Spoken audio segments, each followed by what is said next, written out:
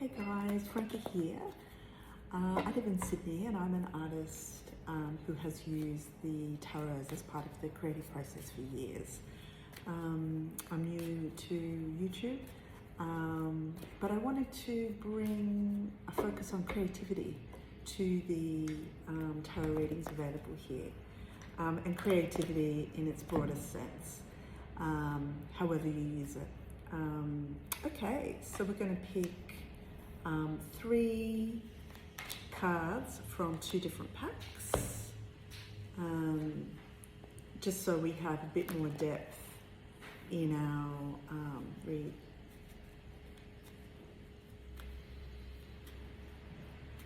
All right, so let's imagine we've got a clean slate and we've got a brand new inspiring idea, and before we even start to make or write, create anything out of this beautiful, fresh idea, we are confronted with all the ways we sabotage ourselves, all of the thoughts that make us not trust the idea. And you know what? We all have like little fears and worries. But the problem that comes up with the 7 of Swords is when we don't just make a list of them, go, okay, these are all the challenges against me creating this project. We don't acknowledge them, and so there's this source of darkness within us that can make us give up before we've started.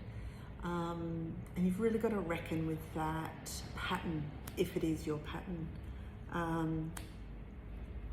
Or even if you're lucky enough that it's the first time you've ever done it and then you hear this reading, like, listen up, like, don't ignore the fact that there's fears associated with your project. And the Artist's Way makes this great suggestion where you just write every single little fear out so that it's made visible. And then when it's visible, you know what you're up against. And like shine the light on it. It's got less power over you. Okay, well, as we do that, the next thing is the idea grows. You nurture it, you shine all your love and warmth and optimism and hope on that idea and encourage it to grow. And then by some point, it really can find its legs and almost like it moves on its own, it gets its own energy. And then there's a different role of when you're nurturing something that's sort of got its own momentum, is sort of taking a step back almost and going, okay, what, it's close to being completed. So are you worried about putting it into a competitive environment? Are you worried how it'll measure up? So there is almost like this sense that we've been doing this since we were kids, so it can be kind of childish. And I don't mean that in a dismissive way. It can be from our childhood, that we go, oh, it's nothing great. And what you've really got to do is complete the project, see it through. Just be careful of all these fears that come in sneaky disguises. You might show it to someone, and they don't think much of it. But what's really important is that you come back in and ask yourself, what do you think of it? What does it need? Does it need something else? Do I need to put it away for a little while?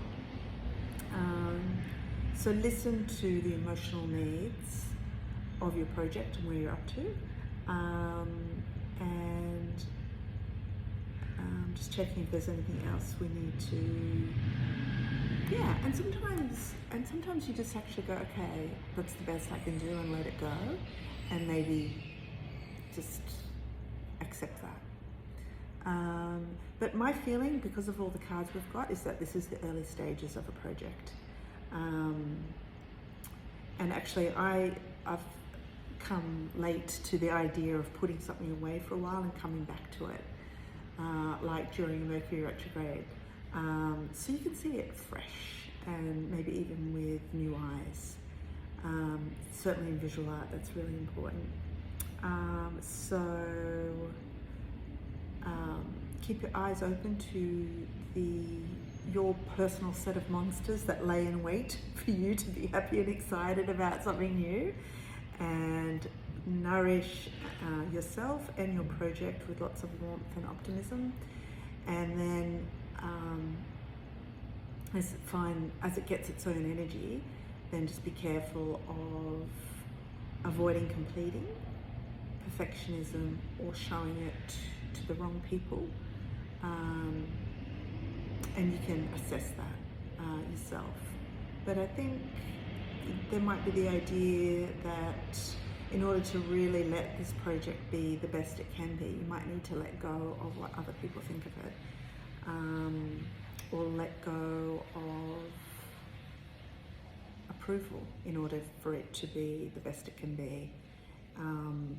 Okay, great. See you next week. Bye.